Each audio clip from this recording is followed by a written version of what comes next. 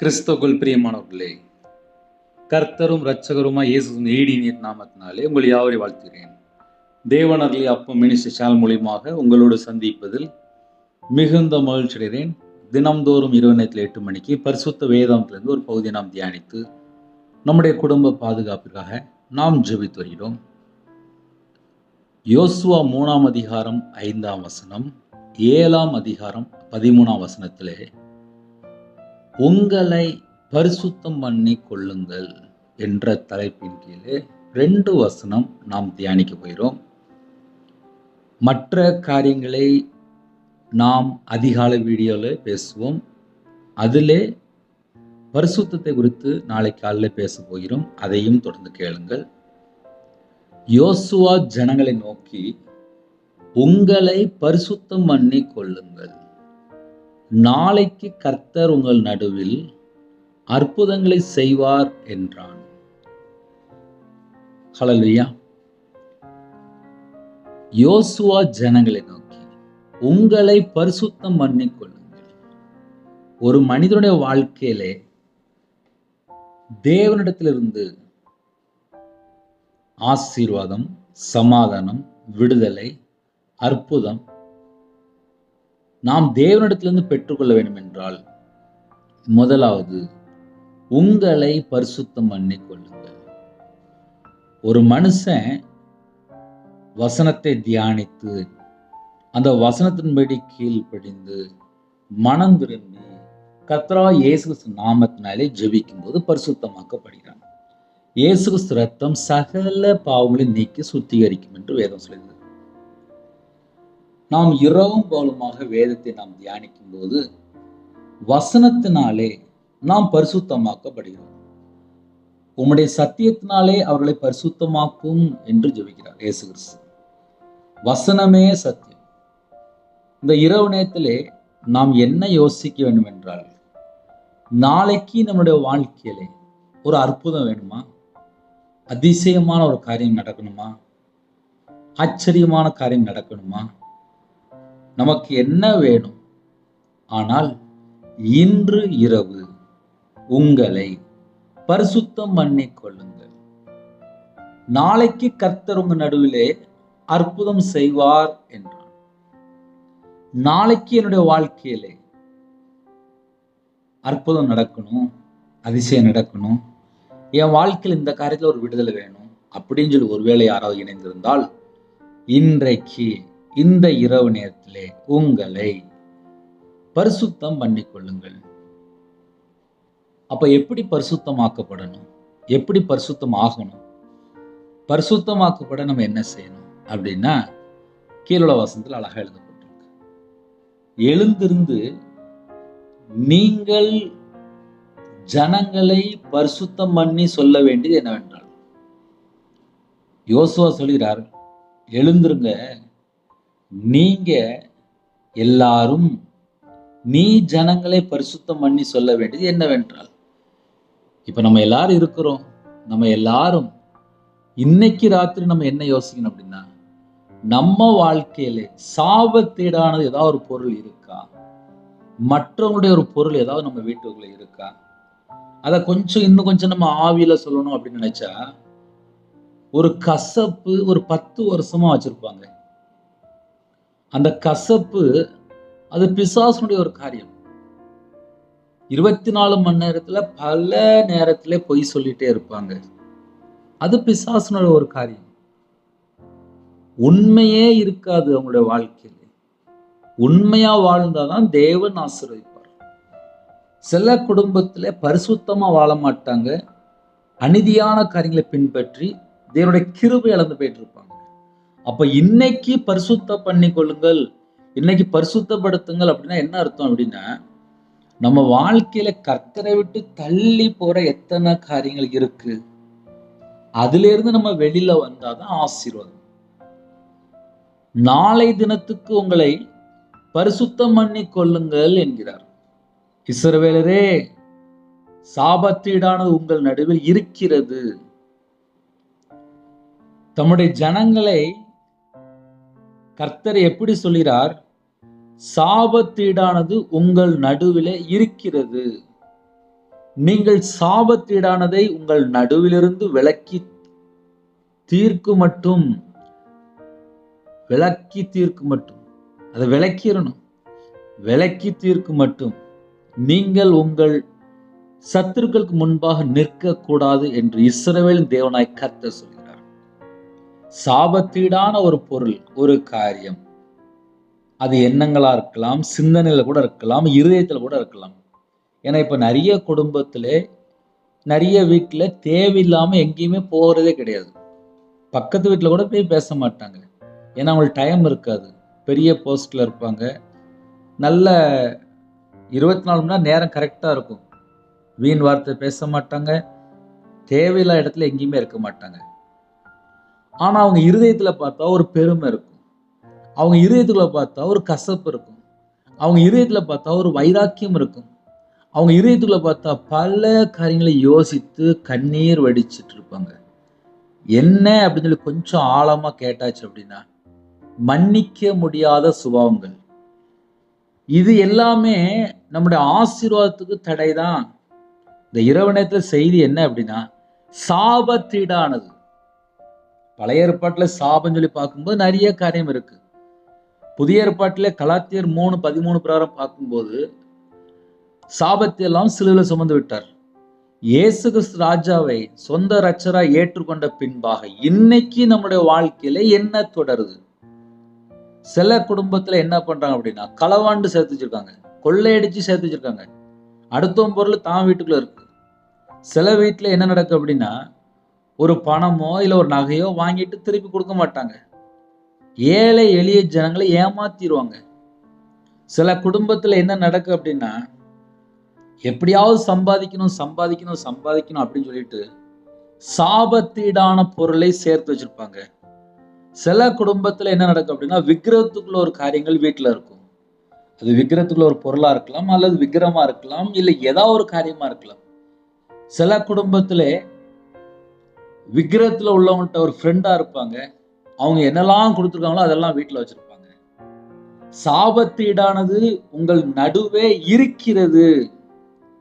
நீங்கள் சாபத்தீடானதை உங்கள் நடுவிலிருந்து விலக்கி தீர்க்கும் மட்டும். விலக்கிடணும் அப்படிங்கிறது. அப்ப இரவு நேரத்துல எனக்கு செய்தி என்ன அப்படின்னா, உங்க வாழ்க்கையில ஒரு ஆசீர்வாதம் வேணுமா, ஒரு அற்புதம் நடக்கணுமா, அதுக்கு முன்பாக நான் என்ன செய்யணும்? அதுக்கு முன்பாக நீங்க என்ன செய்யணும்? உங்கள் சத்துருக்களுக்கு முன்பாக நிற்க கூடாது என்று இஸ்ரவேல் தேவனாய் கர்த்தர் சொல்கிறார். நம்ம வாழ்க்கையிலே ஏதாவது ஒரு காரியத்திலே சத்துரு தொடர்ந்து வருகிறானா? தேவையில்லாத காரியத்துல போய் நம்ம சிக்கி கொள்றோமா? தேவையில்லாத காரியனால சத்துரு வந்தாதான் அங்க ஏதோ ஒரு பிரச்சனை நடக்கும். சத்துரு ஏன் வந்தான்னு சொல்லி பார்க்கும்போது, சில பழைய பொருள்கள், சில பழைய காரியங்கள், சில பழைய சுபாவங்கள், ஜென்ம சுபாவங்கள், மாம்ச கிரியைகள், இது எல்லாமே ஆசீர்வாதத்துக்கு தடைதான்.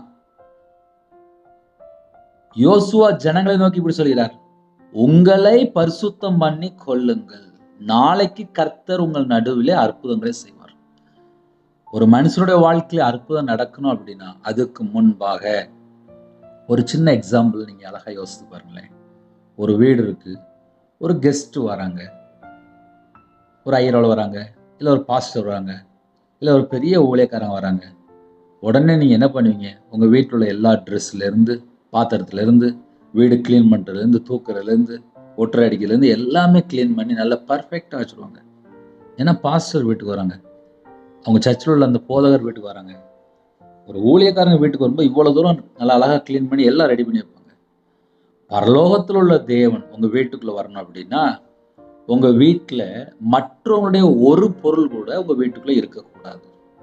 இன்னைக்கு செய்தி இரவு நேரத்துல என்ன அப்படின்னா, உங்க வீட்டுல தேவையில்லாத காரியங்கள் இருக்கான்னு சொல்லி செக் பண்ணி பாருங்க. அது ஒரு புக்கா இருக்கலாம், ஒரு அசுத்தமான ஒரு புக்கா இருக்கலாம், கர்த்தருக்கு பிரியம் இல்லாத ஒரு சின்ன ஒரு புக்கா இருக்கலாம், இல்ல தேவையில்லாம யார்கிட்டயா ஒரு ஃப்ரெண்டுகிட்ட வாங்கி வச்ச ஒரு பொருளா இருக்கலாம். இது எல்லாம் வீட்டுக்குள்ள இருக்கும்போது கர்த்தர் எப்படி அற்புதம் செய்வார்? ஒரு மனுஷனுடைய வாழ்க்கையிலே தேவன் அற்புதம் செய்ய வேண்டும் என்றால் இன்னைக்கு இரவு நேரத்திலே யோசித்து பார்க்கலாம். கர்த்தருடைய கிருபையினாலே என்னுடைய ஆரம்ப காலத்திலிருந்து இன்னைக்கு வரையும் சரி, வசனம் வாசிக்கும் போது, தியானிக்கும் போது என் வாழ்க்கையில் நான் ஏதாவது குறையா இருக்கான்னு சொல்லி கொஞ்சம் யோசித்து பார்க்குற ஒரு பழக்கம் உண்டு. என்னுடைய வீட்டிலே தேவையில்லாத காரியங்கள், தேவையில்லாத புக்ஸ், தேவையில்லாத காரியங்கள், தேவையில்லாத பொருள்கள், மற்றவங்களுடைய யாராவது பொருள் இருந்தால் அது எல்லாவற்றையும் நீக்கின ஒரு ஒரு சில காரியங்கள் உண்டு.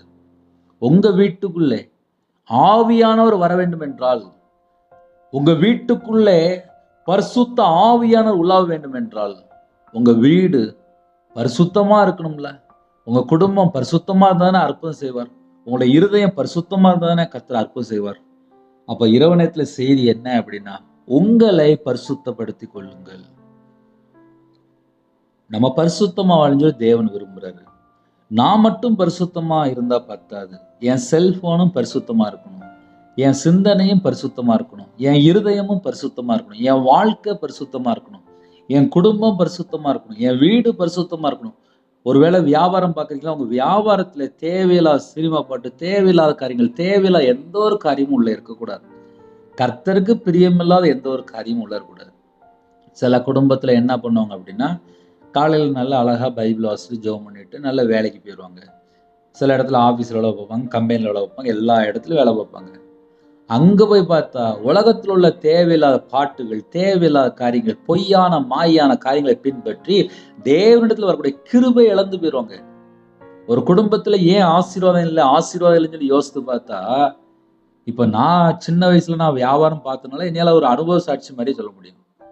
எவ்வளவுதான் காலையில ஒரு கிறிஸ்டியன் பாட்டு கேட்டா கூட பகல் நேரத்துல மற்ற உலகத்துல ஒரு சினிமா பாட்டோ மற்ற ஏதோ ஒரு கேட்டாதான் ஒரு மனசுக்கு ஒரு திருப்தியா இருக்கும். அப்ப என்ன அர்த்தம் அப்படின்னா, சர்ச்சைக்கும் போவோம், உலகத்துல காரியத்துல ஈடுபடுவோம்.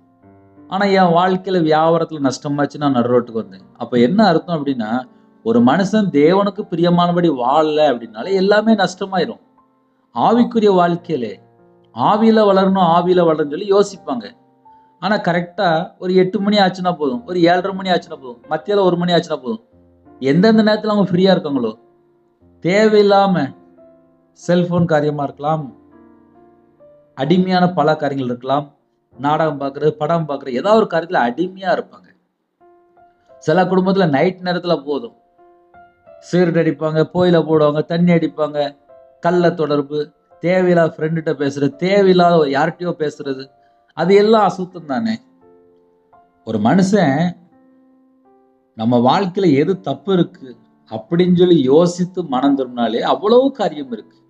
ஏன்னா என்னுடைய வாழ்க்கையில எத்தனையோ வருஷமாச்சு, இன்றைய வரையாச்சு, இன்னும் என்னுடைய வாழ்க்கையில என்ன குறை இருக்குன்னு சொல்லி யோசித்துட்டு இருக்கேன். அப்போ ஒரு மனுஷனுடைய வாழ்க்கையில ஆவிக்குரிய வாழ்க்கையில வளரணுமா, நம்ம வாழ்க்கையில நம்ம கர்த்தரை விட்டு எங்க பின்வாங்கி பின்தங்கி பின்னாடி நிலைமையில எந்த இடத்துல நான் விழுந்து கிடக்கிறேன், அதை கொஞ்சம் யோசித்து பார்க்கணும். யோசுவா ஜனங்களை நோக்கி, உங்களை பரிசுத்தம் பண்ணி கொள்ளுங்கள். அழகான வார்த்தை, பரிசுத்தம் பண்ணி கொள்ளுங்கள்.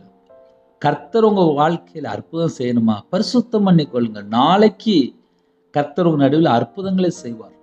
நாளைக்கு கடன், நாளைக்கு இவ்வளவு ரூபா பணம் வேணும், நாளைக்கு என் குடும்பத்துல இவ்வளவு பிரச்சனைக்கு, நாளைக்கு மட்டும்தான் யோசிப்பாங்க. இன்னைக்கு தேதியில நான் எப்படி வாழ்ந்தேன், என்கிட்ட ஏன் இந்த பிரச்சனை வந்துச்சு, என்கிட்ட என்ன குறை இருக்கு, எனக்கும் தேவனுக்கும் நடுவுல ஏன் பிரிவினை இருக்கு, ஏன் நடுவுல ஏன் தேவையில்லாத காரியங்கள் இருக்கு, ஏன் பாவம் இருக்கு, ஏன் அக்கிரமம் இருக்கு, ஏன் தீமையான காரியம் இருக்கு, ஏன் பொல்லாத காரியம் இருக்கு, ஏன் அருவருப்பான காரியம் இருக்கு, ஏன் அசுத்தமான காரியம் இருக்கு, ஏன் துர்க்கிரியை இருக்கு, ஏன் மாம்சக்கிரியை இருக்கு, ஏன் ஜென்மக்கிரியை இருக்கு. இதெல்லாம் நம்ம யோசித்து பார்க்கும்போதுதான் ஒரு மனுஷனுடைய வாழ்க்கையில ஏன் தேவன் அப்படி சொல்றாரு, உங்களை பரிசுத்தம் பண்ணி கொள்ளுங்கள். நாளைக்கு கர்த்தர் உங்க நடுவில் அற்புதங்களை செய்வார்.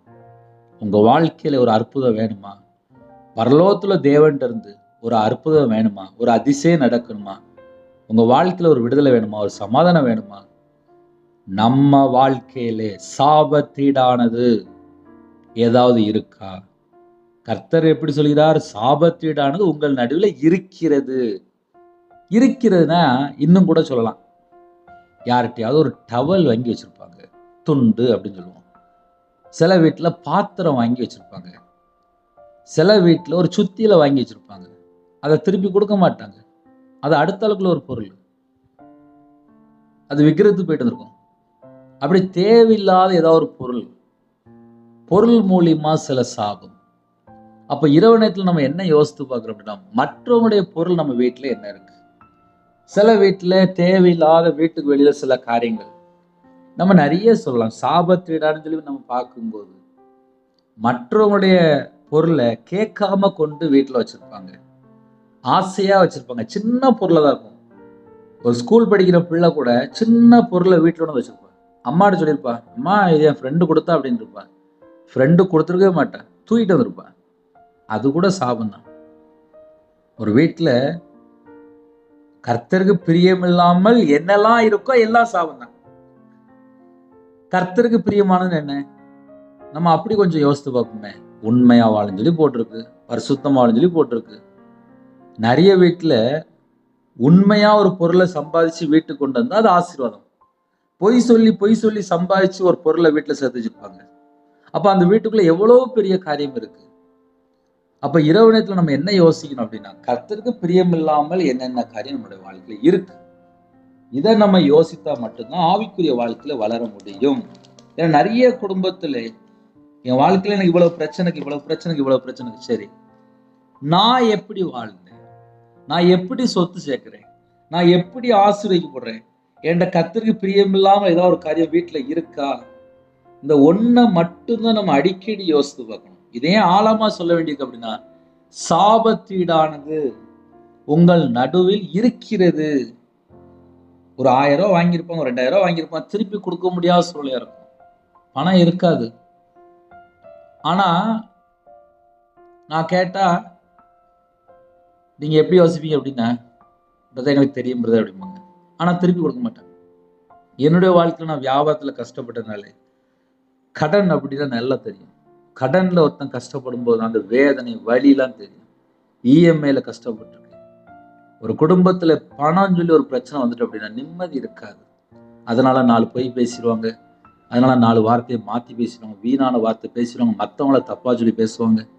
நான் கரெக்டாக தான் இருக்கேன், அவங்க தான் தப்பா இருக்காங்க, எனக்கு அதனால இவ்வளவு பெரிய பிரச்சனை அப்படிமா. தேவையில்லாமல் பேசி பேசி பேசி நாவுல கரை, கையில கரை, கண்ணுல கரை, சிந்தனையில கரை, இதயத்துல கரை, தேவையில்லாத இடத்துக்கு போயிட்டு இருப்போம், அது ஒரு கரை. ஏன் உங்களை பரிசுத்தப்படுத்திக் கொள்ளுங்கன்னு சொல்லி சொல்றாரு அப்படின்னா, நாளைக்கு உங்க நடுவில் ஒரு அற்புதம் செய்ய வேண்டியிருக்கு. அது என்ன காரியம் தேவனுக்கு தான் தெரியும். நீ ஜனங்களை பரிசுத்தம் பண்ணி சொல்ல வேண்டியது என்னவென்றால், நாளை தினத்துக்கு உங்களை பரிசுத்தம் பண்ணி கொள்ளுங்கள், அவ்வளவுதான். இஸ்ரவேலரே, சாபத்தீடானது உங்கள் நடுவே இருக்கிறது. ஒருவேளை அந்த செய்தியில யாருக்காவது ஒரு சின்ன ஒரு புக்கு கூட வீட்டுல இருக்கலாம். அது தேவையில்லாத புக்கா இருக்கலாம், தேவையில்லாத காரியமா இருக்கலாம். எதுவா இருந்தாலும் எடுத்து போட்டுருங்க, சந்தோஷமா இருங்க. நைட் நேரத்துல செய்தி கேட்டோன்னு நீங்க எப்படி யோசிக்கணும் அப்படின்னா, கர்த்தருக்கு பிரியமில்லாத ஏதாவது ஒரு காரியம் நம்மளோட வீட்டுல இருக்கா, அதை மட்டும் நம்ம செக் பண்ணி பார்க்கணும். ஒரு சமையல் பண்றீங்க, அந்த சமையல்ல தேவையில்லாத ஒரு பொருள் போட்டாலும் அந்த சமையல் கெட்டு போயிடும்.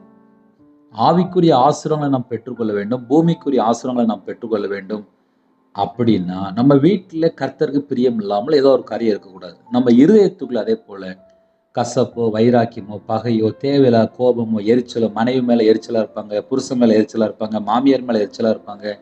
சில குடும்பத்திலே தேவையில்லாத காரியத்தை உட்காந்து ராத்திரி நேரத்தில் உட்காந்து மணிக்கணக்காக யோசிச்சுட்டு இருப்பாங்க. அதையெல்லாம் ஆசீர்வாதம் தடையா மாறிடும். நல்ல விளக்கமா சின்ன பிள்ளை சொன்ன மாதிரி சொல்லியிருக்கு.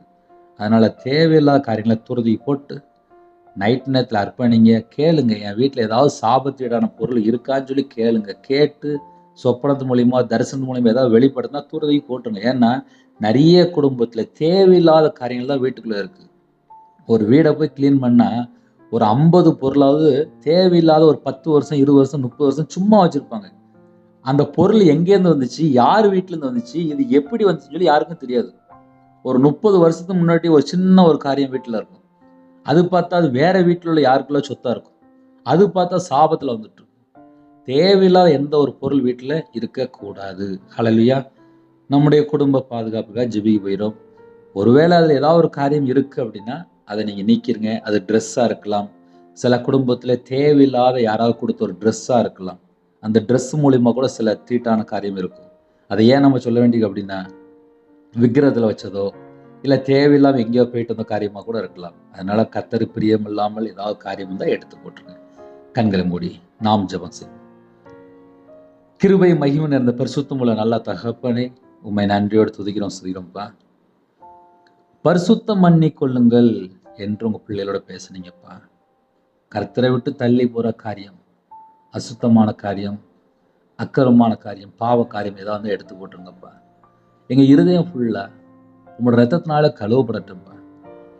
யாரெல்லாம் தாழ்த்துறோங்களோ, வேதம் சொல்கிறது கர்த்தராகி தேவனை உங்கள் இருதயங்களை பரிசுத்தம் பண்ணுங்கள் என்று வேதம் சொல்கிறது. எங்க இருதயத்துக்குள்ளே இயேசு கிறிஸ்து ரத்தம் இறங்கி வரட்டும்ப்பா. உங்க ரத்தம் மட்டும்தான்ப்பா எங்க இருதயத்தை பரிசுத்தமாக்கும். எங்க வாழ்க்கையில கர்த்தரை விட்டு நாங்க எங்கெல்லாம் தள்ளி போயிட்டோமோ அந்த எல்லா காரியத்தையும் பரிசுத்தப்படுத்துங்க. இரவு நேரத்திலே எந்தெந்த குடும்பத்திலே எந்தெந்த காரியம் தீட்டான காரியம் இருக்கோ அது எல்லாவற்றையும் சாபத்தீடான எல்லா காரியத்தையும் எடுத்து போட்டுருங்கப்பா. உங்க பிள்ளைகளே கர்த்தர் ஆசீர்வதிக்க கிருபைக்காக நன்றி. அற்புதமாக வழிநடத்த போற கிருபைக்காக நன்றி. ஒவ்வொரு குடும்பத்தையுமே உங்களுடைய கரத்தில் அர்ப்பணிக்கிறோம். ஜெபிக்கிற எல்லா குடும்பத்தையும் ஆசிரியங்க. காலை வேளையில எத்தனையோ குடும்பத்தில் வெளியில போயிட்டு இருந்தாங்க. எல்லா குடும்பத்தையும் கர்த்தர் ஆசீர்வதித்த கிருபைக்காக நன்றி. உங்க பிள்ளைகளுடைய வாழ்க்கையிலே இரவு நேரத்திலே யாரெல்லாம் கண்ணீரோடு, கசப்பான வைராக்கியம், தேவையில்லாத பிரச்சனைகள், தேவையில்லாத மரண பயங்கள், தற்கொலை எண்ணங்கள், அசுத்தமான காரியங்கள், மதுவான கிரியைகள், விபச்சார கிரியைகள், விக்கிரகாராதனை, பிரிவினை, சந்தேகம், கோபம், பகை, எந்தெந்த குடும்பத்தில் என்னென்ன ஆவியல் கிரியை செய்து கொண்டிருக்கோ அந்த எல்லா சத்துருன் கிரியெல்லாம் வேரோடு கர்த்தர் அழிக்க வேண்டும். கர்த்தருடைய நாமம் மகிமைப்படட்டும். பிரிந்த குடும்பங்கள் இணைந்து வாழ கர்த்தர் உதவி செய்யுங்க. திருமணத்துக்கு ஆயத்தமா இருக்க குடும்பத்துக்கு கர்த்தர் இல்லாதமான வாசல் திறந்தாங்க. சில குடும்பத்திலே தாழ்த்துறாங்க, அர்ப்பணிக்கிறாங்க. அவனோட வாழ்க்கையில நன்மைகளை பெற்றுக்கொள்ள உங்களுடைய கரத்தில் அர்ப்பணிக்கிறோம். இரவு நேரத்திலே யாரெல்லாம் தாழ்த்துறோங்களோ அவனுடைய மன விருப்பத்தை கர்த்தர் நிறைவேற்றித்தாங்க. கர்த்தருக்கு பிரியமானபடி நாங்கள் வாழ வேண்டும்.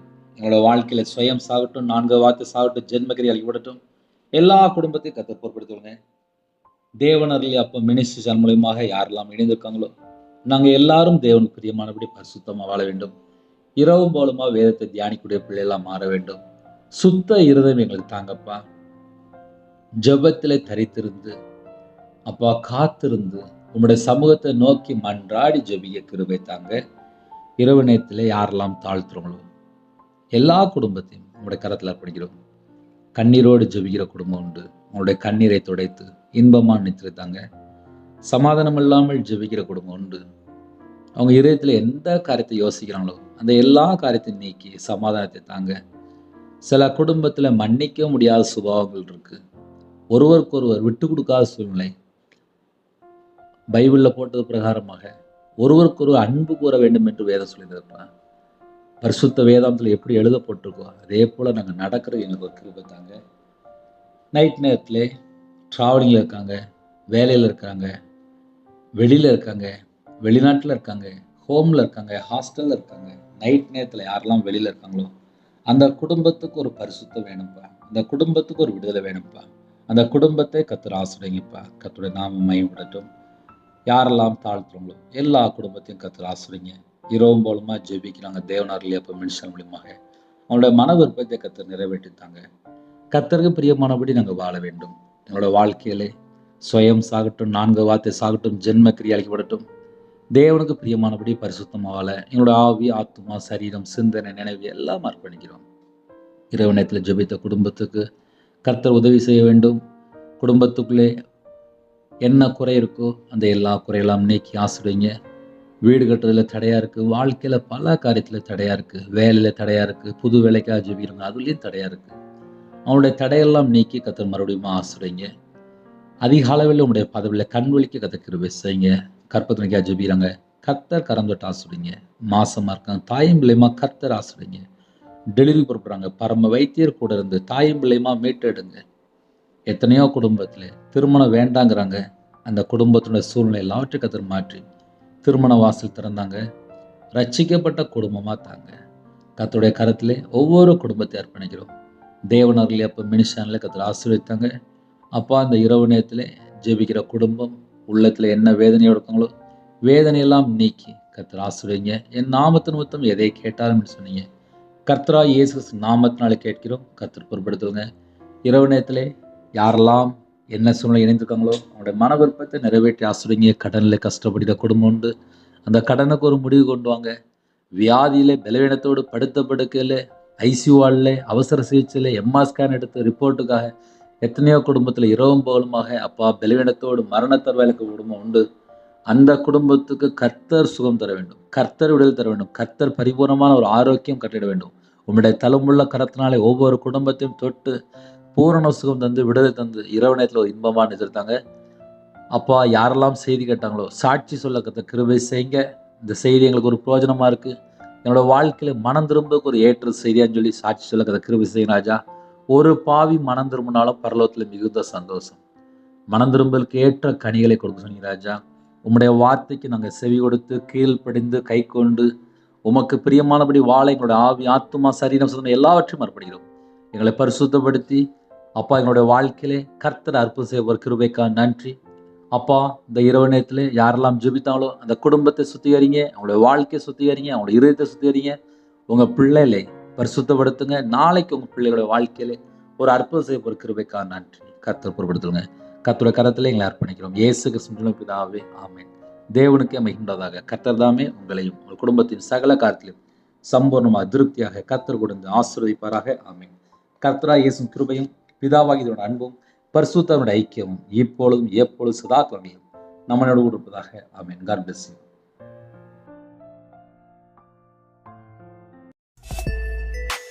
Thanks for watching. Please subscribe our channel. Click the like and share. Click the bell. God bless you.